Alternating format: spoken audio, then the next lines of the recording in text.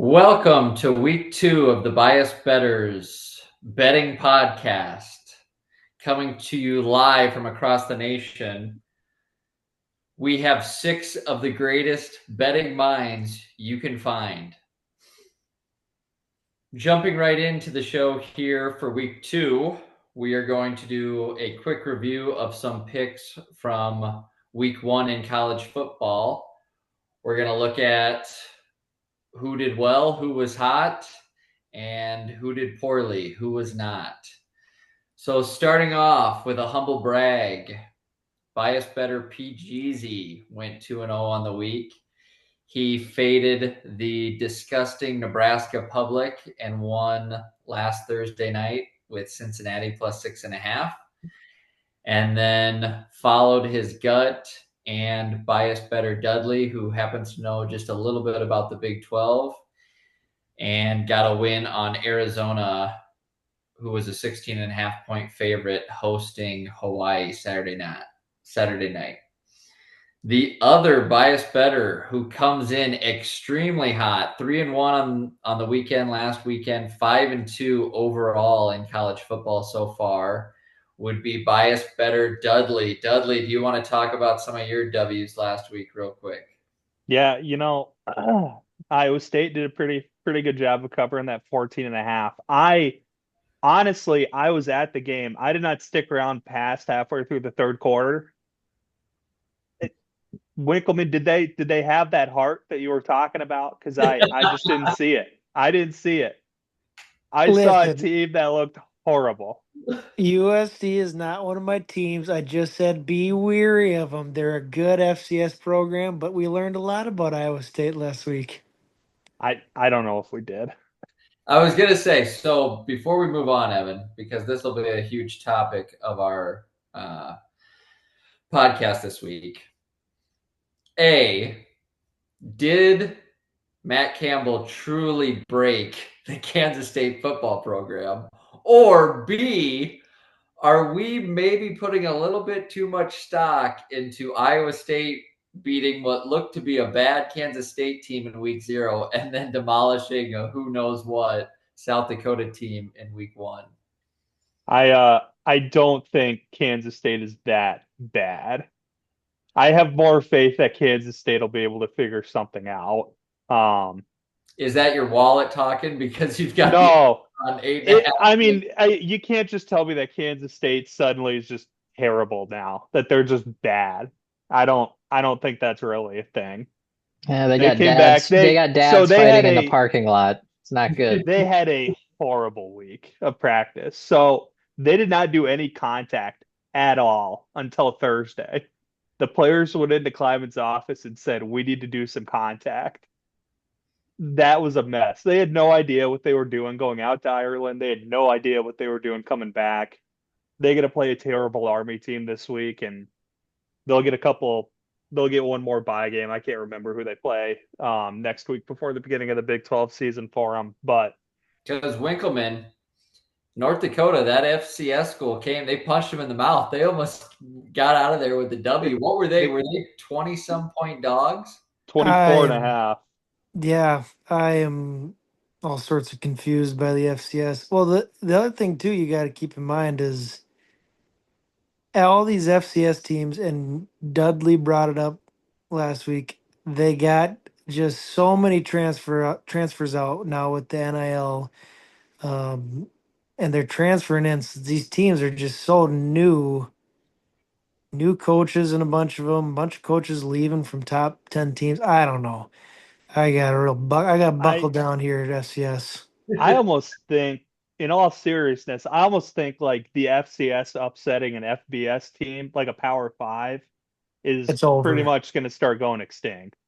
That's Yeah. why I was so shocked with the North Dakota deal.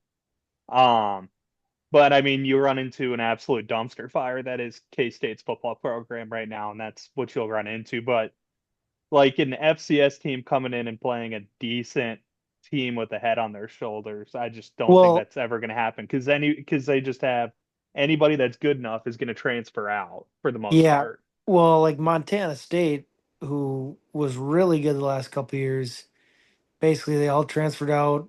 brand new team. They got absolutely pounded by Oregon, which they're the number 6 team in the country. But you'd think a number 2 FCS team would put up a fight, or number 3, whatever they are, put up a little bit of a fight. Oh, they got absolutely fucked. Yeah. No, I don't think it'll happen. Speaking of dumpster fires, good segue there, Dudley. The Bias Better dumpster fires of the week, you can see on your screen right now. Bias Better HJ did not start very hot with her college football teams, going 0-2 in week 1 action. And then self-proclaimed college football expert Rams Egg, he didn't bring it either. He missed 2 out of 3. He talked on this podcast last week about how Iowa's opponent, Albany, was an absolute lock. In the 11th hour, tweeted out and rode the Hawkeyes. And like we predicted last week on this podcast, they didn't even score enough points themselves to cover their spread, regardless of what the other team put up. Anything to say for yourself, Rams Egg? You just bad information. Got some bad information. Got to put that away. Reload this week. Can we go back to FCS opponents, please? That was a joke. Well, I think you sent the text, Double G, during the game. Albany's quarterback, who is currently an FCS player, looked much better than Iowa's new quarterback, who is a transfer from a solid FCS program. So the Hawkeyes going down a level to find a QB may not have worked. And if they went down a level, I think they found the wrong one. There was probably better ones to choose from. Go ahead. South Dakota State just not that good of a program. I think that also should be talked about here. Maybe they just get the benefit of the doubt, from all the officials and everything, and they're overrated D linemen. I just don't see it. You could throw in, this is wholeheartedly, you could throw in Cade Klubnik from Clemson. Not that great, in my opinion, although top 5 quarterback in football. Throw him in the Iowa offense, you're going to get the same fucking result. I agree with that. Well said. You understand, too, Winkleman. You know a lot about this kid coming from South Dakota State. It's rumored that he's making around $2 million this season to be an Iowa Hawkeye. It is just ridiculous. Overall, the Bias Bettors in week 0 and week 1 of college football come in with a 12-10 record. So we are on the positive side. We've got some good college experts. Dudley's one of them. Winkleman's another. But we also have a lot of NFL expertise. So I'm looking for us to build off that. It's our goal to everyone get onto the Who's Hot slide for next week. And with no further ado, let's get into this week's picks. The biggest game of the week and the biggest pick that our following will be relying on us for comes in a matchup between one of Bias Better Dudley's teams and one of Bias Better Rams Ags teams. It's the matchup of the week, the Cy-Hawk series. The Iowa Hawkeyes 1-0 travel to the 2-0 and nationally ranked Iowa State Cyclones. Let's start with Rams Ag. I actually want to get your opinion on this game before jumping over to Dudley. What do you got, Rams Ag? Well, obviously after watching the Hawkeyes, you don't feel very good, but then watching Kansas State late at night, the Cyclones were riding high and then probably not quite as high after that game. Iowa State, the quarterback's pretty good. The football game's going to come down to turnovers, I suppose. So if Iowa loses the turnovers, they'll lose the game. But if we look back to 2021, it was kind of a similar story, similar line. Iowa State probably on paper was the better team, but we all remember how that game went inside Jack Trice. So if the Iowa defense comes to play, I like the under to hit, and then the Hawkeyes to win as well. What do you got, Dudley? I mean, everything that you look at when you compare the two teams screams that this should be a 7-10 point Iowa State win. The only thing that really is in the way that it is the University of Iowa playing Iowa State. And when you go look at the betting lines, 80% of the money's on Iowa State right now, and that line just hangs out at 3, goes up to 3.5, shoots down to 3. I mean, if you're going to give me 3 points, Iowa State has not beaten Iowa by more than 3 points in 20 years. Oh, wow. If you're going to give me 3 points, I think Iowa State is hands down the better team. But I mean, if you're going to give me 3 points in a game that I think is a toss-up, I'm just going to probably take the 3 points. So I will be taking Iowa +3. I do have a couple fun trends for you. So the under is 17-3 in the last 20 meetings of this great El Assico game. Last year the over actually hit at 39 points. And then a little stat. So here's kind of the big thing that gets me thinking Iowa State could be in decent shape. So Iowa State quarterbacks that have beaten Iowa or beaten Kirk Ferentz, making their return back and playing Kirk Ferentz a second time are 4-1 all time. Oh, So Kirk Ferentz normally has a bit of a thing where if he's going to lose to an Iowa State quarterback, he's going to lose to him a few times. Do you guys know the last quarterback to beat Iowa twice in an Iowa State uniform? Starting quarterback. Steele Jans. that would have Steele been my. Jans. Yeah. Yep. Any other guesses on the other 3? Steel Jants. So this has to be against Kirk Ferentz, right? Yep. Seneca Wallace, maybe. Seneca Wallace was 2-0. Steel Jants, Seneca Wallace, and Was Jack Trice on one of those teams? No. Minnesota had killed him by then. oh god, I can't think of another Iowa State quarterback. Austin Arnaud. Sage Rosenfels in 99 and 2000. Wow. Some terrible Iowa teams. And Brett Meyer in 05 and 07. And then he also has the loss in 06. So that's the 4-1 record. But What's the last 10 between the two? Roughly? Is it 8-2, right? no 7-3. 7-3? Yep. 3. How did Yeah. Purdy do against him? He's in the league. He was 0-2. He lost to a top 10 Iowa team. We have to remember Gronkowski or whatever. He is playing away from Kinnick. I think that'll bring his game up a little bit because Will it though? again, I mean, he's so my big What- question too with the Iowa team, what color of pants will they be wearing? Because I'm pretty sure Gronowski stained all of his yellow pants brown playing against Albany. What are we looking at on Saturday? Will it be black pants for Iowa? I think that's the most important question we're looking at here. He'll Then most likely have a couple red stains on him from the paint in the end zone from diving in so many times. We know he's not going to throw a touchdown. Maybe he can run one or two. And then one more thing, Iowa State is 7-1 in one possession games in the last basically since the Farmageddon game in 2023, all under Rocco Becht. So I mean, you almost feel pretty decent having him in a game that comes down to one possession. Where on the flip side, Brock Purdy was damn near the complete opposite when it came to one possession games. He kind of found ways to lose and was uber talented. Rocco, I wouldn't say is the most talented guy ever, but he just finds ways to win close ball games. But I will take Iowa +3. Just give me 3 and we'll see what happens. Evan's taken Iowa +3. Rams Ag is on Iowa money line in the under. What's the over under set at? 41.5. Yeah, 41.5. Pretty high for a Iowa game. I did read the CBS just real quick. I'm pretty sure 3 CBS guys picked the exact same score, 2017. Yeah. Such an Iowa State game. I think they all had Iowa State.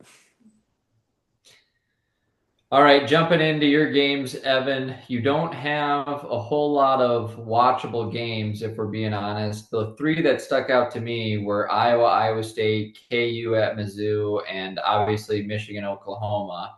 You've got a Just couple picks there. major disrespect to Kent State traveling to Lubbock, but okay. Any knowledge on any of these or anything you want to tell the viewership about? Yeah, so K-State, I have K-State money line over Missouri. This is kind of my prove it for KU. I believe in them. I think that they are good enough to go into Columbia and beat the crap out of them. I really think that the wrong team is favored. Yeah, I think KU's a more talented offense, and I think a lot of people are going to be shocked at actually how good their defense has gotten in the transfer portal this last year. OU, guys, I'm up at night, feeding the baby, doing all this other, well, not feeding her, but rocking the baby and doing all this other stuff. And, what does every father do when they're rocking the baby at 1 o'clock in the morning on a Sunday? They're getting those early lines and checking to see what they're missing on. And Oklahoma only being -3.5 Sunday morning just was too tasty to turn down. Not a big believer in Michigan being able to go down to OU. My season long bets, I have OU going 6-6, so getting under 6.5 wins. I do think they're going to start the season 5-0 and then finish the rest of the year 1-7, 1-6. So I'm going to kind of keep that going, and I think that they'll kind of throttle Michigan at home, and everybody will start drinking that Kool-Aid until they drop a bad one to Auburn or somebody terrible like that.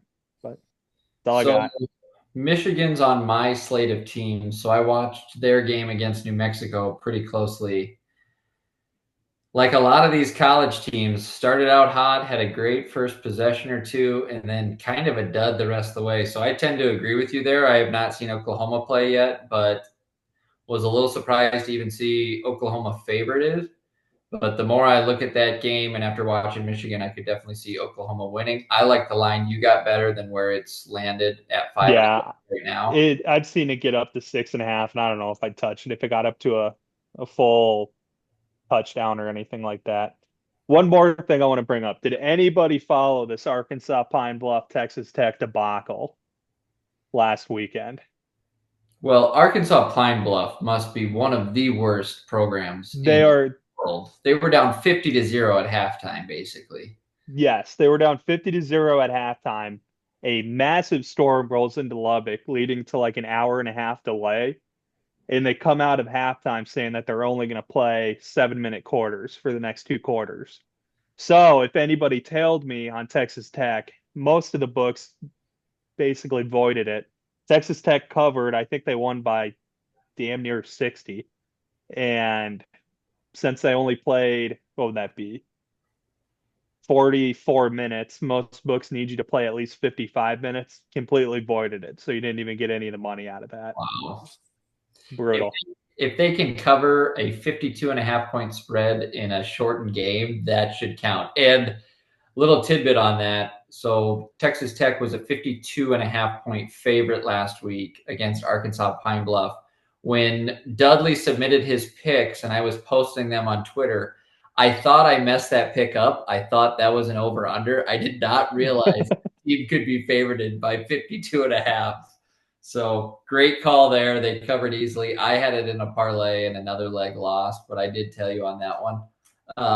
Followed you last week to some success with Utah, so thank you for that pick. Good week, Dudley. Moving on to Rams Egg. So we already talked about the Iowa game a little bit, AG. I know you're a sucker for that NFL football. Anything that sticks out to you or any picks you want to talk about this week on your slate? Nope. You can kind of see them down there below. Going into the season, riding the 49ers hard. I think they're going to be the best team in the West. Picked them to win the West over the Rams. And I think they'll beat the brakes off of Sam Darnold. The film's out there on Sam Darnold from what the Rams did last year. So I'd take the 49ers there. And then Houston versus the Rams under 43. I think the Rams early in the season are going to be kind of a slugfest type of team, just like they finished the season last year. So under there, and then I've posted some good futures on Twitter, so make sure to look at those. I tend to like, especially in NFL Week 1, where I've never fared great, sticking to some over-unders. So I appreciated. I'm not sure if you were thinking the same thing, Rams Ag, but I like the 49ers pick based on what you said, and then sticking to some over-unders. You can see even a couple over-unders there on the left. Just give us a glimpse, Rams Ag. Is Boston College going to go into East Lansing and get a W this weekend behind your boy Bill O'Brien? The quarterback is pretty good. He's got a rocket for an arm, and they have good wide receivers. So I think they'll get close to the 30-point mark. So I just hope Michigan State can put a few points up. Boston College defense is a bit of a weakness, so I will probably ride the Washington over late night after a few cocktails Saturday after a Hawkeye win. I have noticed with certain lines, nothing is out on the book. So you'll probably not see that over under for Washington until day of. I think you've got this group believing in Boston College. I know all of our following across the nation is all of a sudden tuning in. They're a potential playoff team and definitely going to make some noise in the ACC. So you called that from the get-go, Rams. All right, jumping through to mine. I have a Thursday night big NFL game, opening game. My lock of the century, my absolute whale, you could call it a Meg, was going to be Eagles -6.5. You could have got that line roughly a week and a half ago. I've been just chomping at the bit to drop some Eagles information, and someone in Vegas must have got caught wind of me because the line just keeps inching up. It was 7.5 this morning. By the time I put together these slides, it's all the way up to 8.5. I still like it. I think what the talk shows are talking about on Friday morning is similar to what the talk shows were talking about this Tuesday morning. Bill Belichick does not know how to coach football anymore. He got embarrassed on Monday night. I think Schottenheimer, the Cowboys' new coach, gets absolutely embarrassed in Philadelphia. Both the Eagles' O-line and D-line are 10 times better than the opposition. I can't even name a single Cowboys player outside of Dak Prescott and CeeDee Lamb. I think the Eagles roll. They rolled all postseason. They blew out almost everyone in the playoffs. I think even 8.5. You've got enough sucker Cowboy fans that are jumping on the Cowboy side of that line. I think you're still getting value at 8.5, so I'm going to ride it. And then Giants Commanders on Sunday afternoon. I like that to go on the over. I think the Commanders likely cover, but maybe score 45 themselves. So I think that over-under is way too low. I think the Commanders come out guns a-blazing. And one little one that I'm not locking in yet, but I like, and I want to get Double G's opinion on this. I like the Ravens to go into Buffalo and get some revenge coming out of that divisional playoff game and the terrible Mark Andrews drop at the end where they lost to the Bills last year. I think the Ravens, being a slight dog, I would definitely tend to take the Ravens in that line. What do you think of that game, Double G? Yeah, just looking at the FanDuel line, it's already flipped. Now it's Ravens -1.5. So the people are tailing you. What does that mean? Go the opposite. I started 2-0. I don't plan on keeping that winning streak, but hey, play it while it's hot. We're going to keep riding black.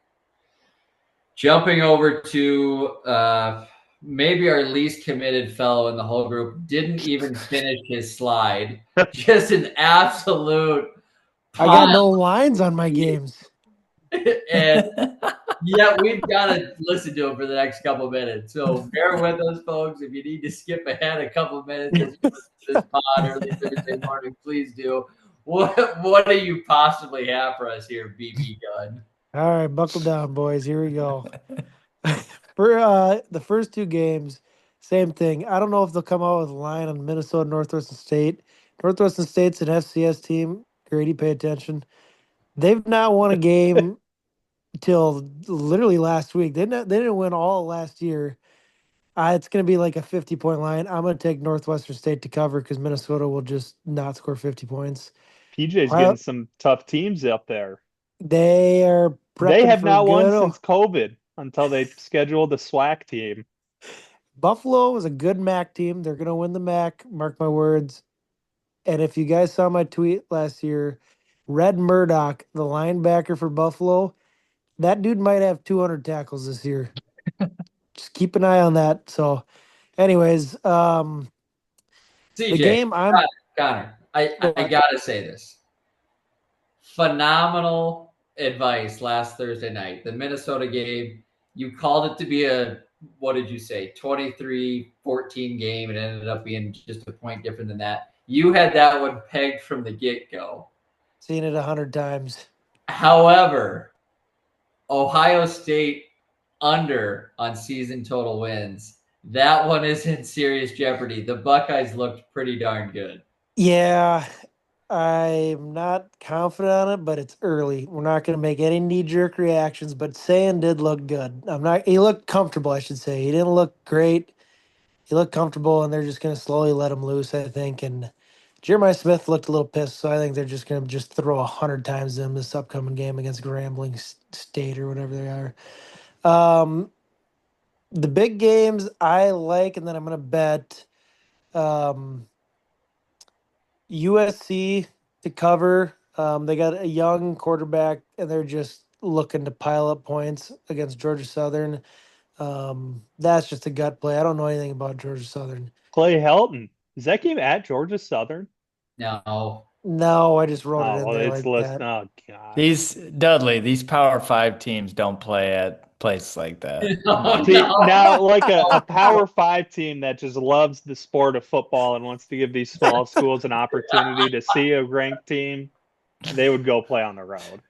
I hope our following knows what we're talking about. Dudley, I wouldn't even show up to next week's podcast if Iowa State goes down to Iowa and then you guys, the Cyclones, go to Arkansas State. I don't know if I'd show up for the podcast. Hey, again, the Razorbacks, that's a hell of a program.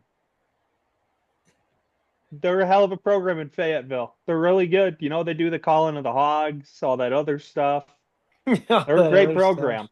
Iowa Grady, State has some great non-conference scheduling. They Connor, lost at Ohio State 2 years ago.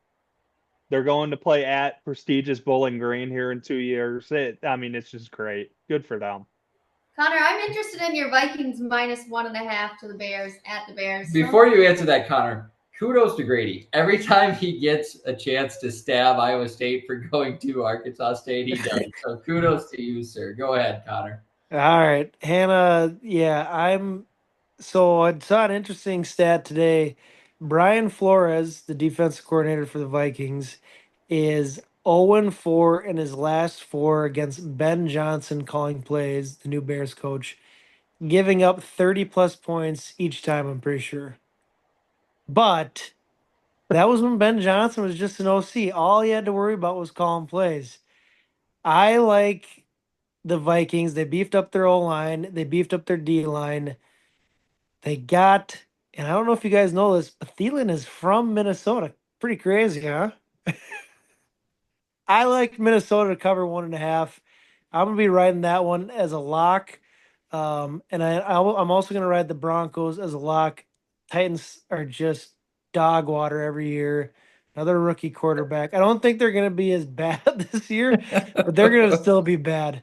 So I'm gonna take the Broncos, who I think are actually gonna be a good team this year, -7.5. So I'm gonna be riding the NFL games a little harder than the than the college ones. And last note, big slate, Grady again, FCS baby, SDSU, Montana State, two top five teams.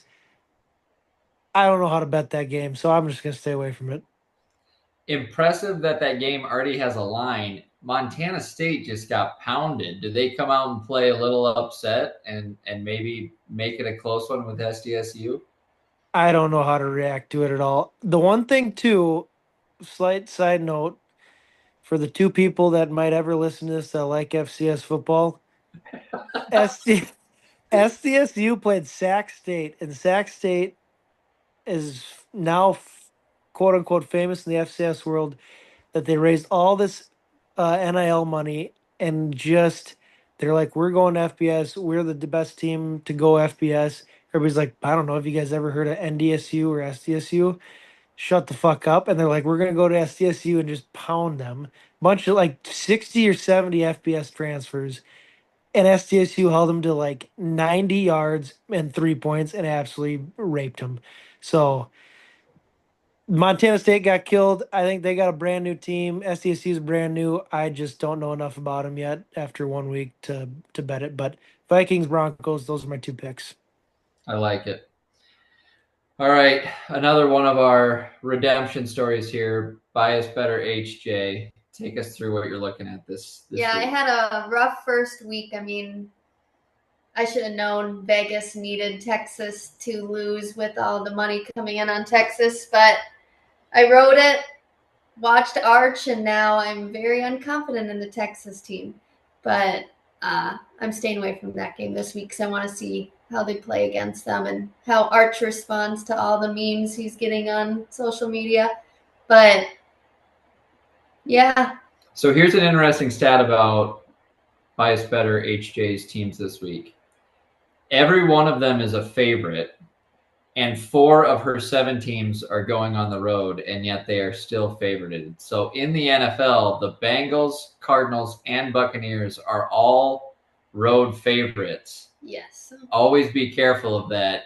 Double G knows it better than anyone. His brother-in-law loves betting a home dog. So what do you got, HJ? So my first lock I'm going to do is the Cardinals minus 6.5. I know everybody's kind of sleeping on the Cardinals, but they totally revamped their whole defense. Got a couple good guys in, signed Buda Baker back. I really think that Kyler Murray has to perform this year. Otherwise, he's not going to be wearing a Cardinals jersey anymore. People are done with it. And him and Marvin Harrison Jr. got the connection, just keeping everyone healthy. But the Saints are kind of like the Titans, just absolutely terrible. I don't even know. I think I can name 2 people on the Saints. Can anybody else name more than that? Alvin Kamara and Spencer Rattler. Olave. Those are literally the only 2 people I know. Olave's still concussed, I'm pretty sure. Yeah, he's in protocol still. Hunter Deckers. He's on the Oh. States. He's on the Saints? Practice He squad. got cut. He got cut. He's on Well, the that practice makes squad. That counts. He still gets a check That from the New counts. Orleans Saints. Can we figure out his action account, see what he's betting on that game? Oh boy.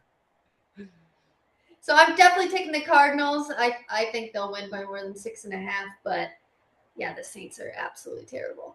And then I, with Connor, was on the Minnesota-Chicago game. I couldn't bet Minnesota yet.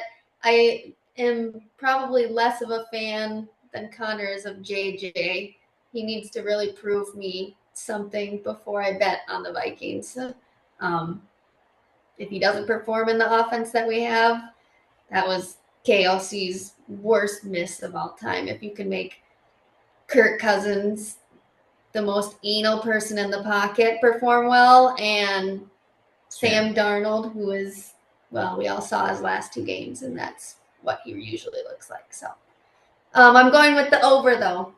I think both teams can score, and I think both of them will get in the 20s. So I'm locking those 2 in, along with an Aaron Jones touchdown. And because I think they'll use the passing game a little bit more since it's JJ's first game. And then also I'm going Arizona State minus 6.5 against Mississippi State. And they're over. I know the over is huge, but both teams have a really fast-paced offense. They're going to try and score at will. Sam Levitt looked really good in the last game, even though it's not a great team. But I think he should be considered in the Heisman after probably this game or next. Double G noticed that your locks and leans were Iowa Hawkeye colors this week, so that was Love kind it. of a nice touch. Love it. Hate week. Love it. Yeah, look at my hat. No one asked me what it was, and I'm the only alumni from Iowa State. Iowa State. How'd your bets do week 1, ISU alumni?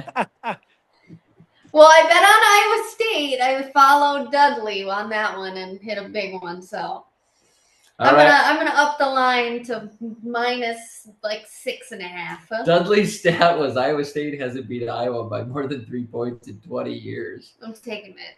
All right, Double G, wrap us up here. Yeah, so more of an NFL guy myself. Love a little Kansas FCS talk once in a while, but gets old pretty quickly. More than a couple minutes is enough for me. But Chiefs money line, Chiefs. Couple stats for you. Andy Reid 77-3 against the spread week 1, 9-1 straight up. So Chiefs money line is a good place to go. Also picked the Bills even as a favorite. Now that line is switched, so I feel like I'm on a good side of that as -1.5. You can get that at +1.5 on FanDuel these days. We'll also go with the double G TD parlay. Pretty simple here. Travis Kelce. Don't know if anyone knows. He's dating this nice looking woman. Doesn't know very many people, but he might score on the first week. And then Derrick Henry, old reliable, +282. Double G TD parlay. The goal is to double your money. Good luck. I like it, but Travis Kelce is absolutely washed. That's an opinion. All right. Well, follow us on social media. We've got a big week coming up. Week 1 of NFL, week 2 of college football. We will be posting all of our picks online. We don't try and hide from the truth. If you're hot, we'll post it. If you're not, we'll post it. We're not going to hide. We're going to come all out. All we ask is never bet with Matt Adams because it's not going to work out for you. One little tidbit, big noon kickoff and Barstool will be in Ames for the Iowa State game, so make sure to tune into those. And while you're tuning into those, look at our bets Saturday and Sunday morning and get them fired off yourself. Thanks for tuning in. We'll see everybody next week.